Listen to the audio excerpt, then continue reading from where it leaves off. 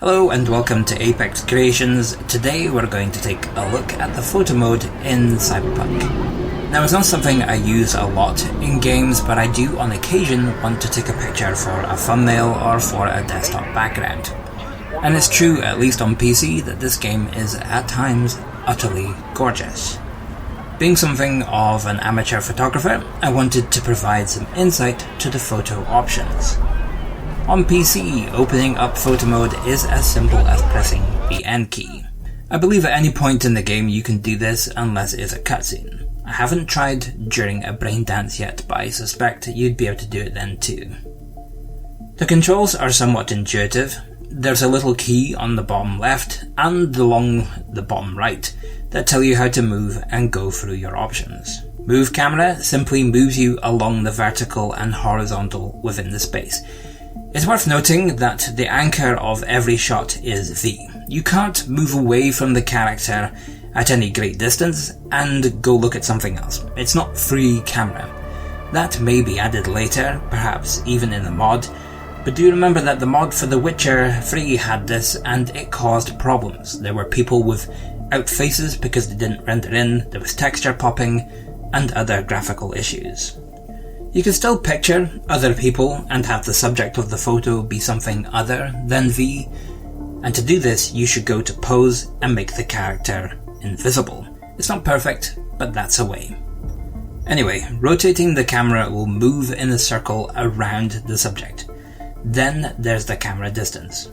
You can use the scroll wheel and it will zoom in and out, or if it's a clicky button, then press and then drag your mouse up and down to zoom in and out. Over to the options, and for camera we have a number of presets. These range from close-ups to mid-shots taken at different positions and angles. These can be good if you're not worried about setting up your shot and just want a quick way to take a photo from different angles. Next is field of view. Like in the game setting, it's just a way to see more of your surroundings, which can be good if you want the focus of the shot to be a person or your character, but want to capture more of what's going on around them. Next is rotate, and this option turns the whole image at various angles. It's easy to get a stylized shot with this. You can go for something like a Dutch tilt on a close-up of someone's face, you can give the impression of speed, or get an interesting angle on the pedestrian you've just run over. One last thing about the camera, it will bump into solid objects and will move accordingly, often tilting the virtual camera to a different position or angle, so do be careful when you're approaching your subject. Next up is depth of field, and this perhaps will be the trickier option to master. Depth of field will add blur to your scene. Your aperture setting will adjust at what distance that blur will appear. The lower the value, the closer the blur will appear in the photo, the higher, the further away. Just take note, as I change the value here, what that does to the blur in the shot. Now you can disable the blur entirely just by disabling depth of field, if perhaps you want to take in all the details of your scene. Autofocus plays into this as well. You can leave it on, but if you turn it off you are then able to change the focus distance along with the aperture. It can really help you fine-tune what is blurred or not blurred in your shot. It will give you a lot more control.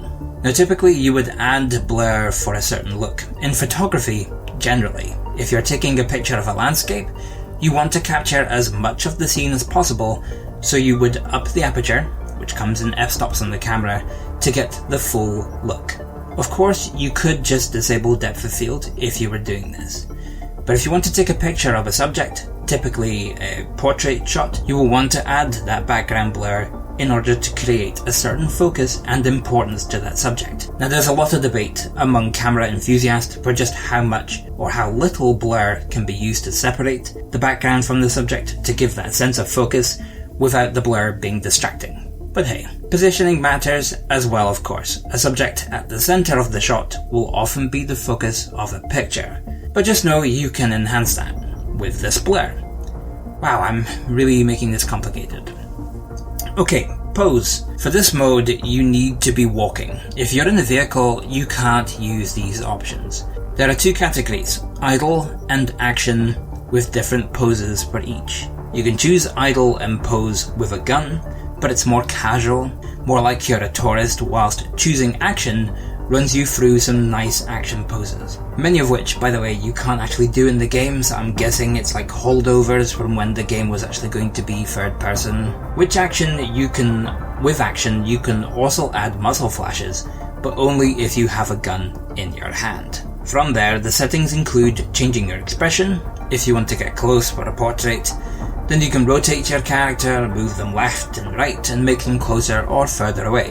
And even better, you can make them disappear entirely, giving you the ability to take pictures that have nothing to do with your character. It's not as flexible as a free camera, because you're still locked to where V was, but I'll take it. Right, let's move on to effects. I'll try not to spend too much time on these. Exposure. Increase or decrease the value to affect how much light is in the scene.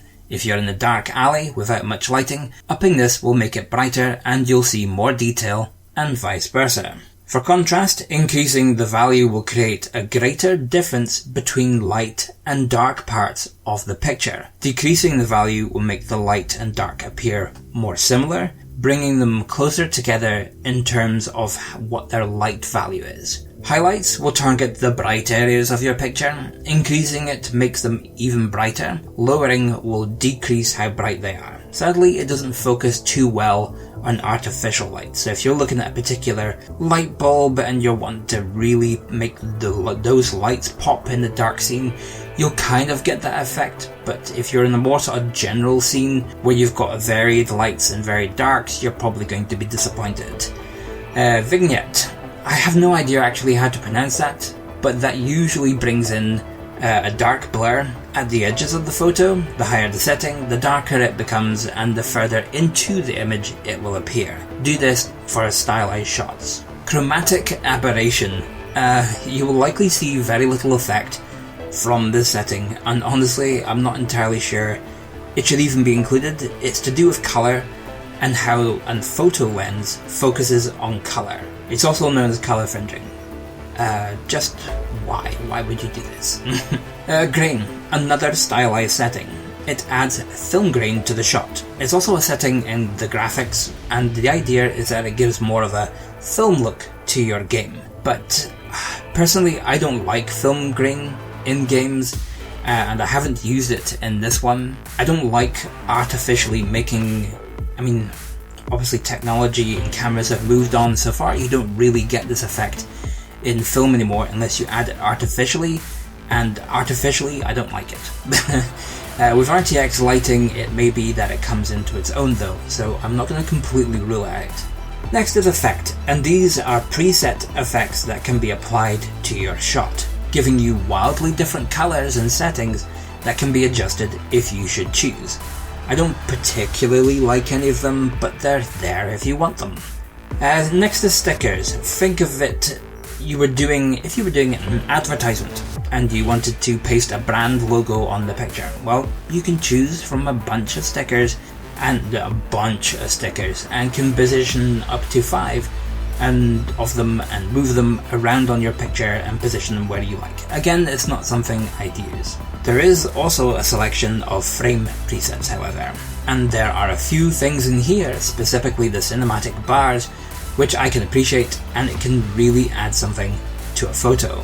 Next is load and save. As you can imagine, these are for your own presets. If you like certain combinations of settings, you can set them, then save those settings here. Easy to save and load if you want to cycle through your favorite frames, etc, etc. And that is it. There are a number of features they could add that would improve on this, but really it would only be for people like me. Messing around with color would be nice. Yep, messing with that spectrum would be good. Free camera would be amazing. Imagine the ability to take more of a top-down view from like a greater height. That would be really cool. The ability to change the time of day would also be nice, or add your own kind of points of light so that you can cast different shadows. Yeah, sorry, I'm getting into things a bit more. So yeah, you get the idea. Anyway, I hope that you guys got something from this video, and I hope that it clears up what the settings are and what they mean and what you can do with photos. I am going to be delving deeper into this. I'm kind of going to be doing a small series of videos where I do street photography in Cyberpunk 2077. I'll catch you on the flip. Bye bye.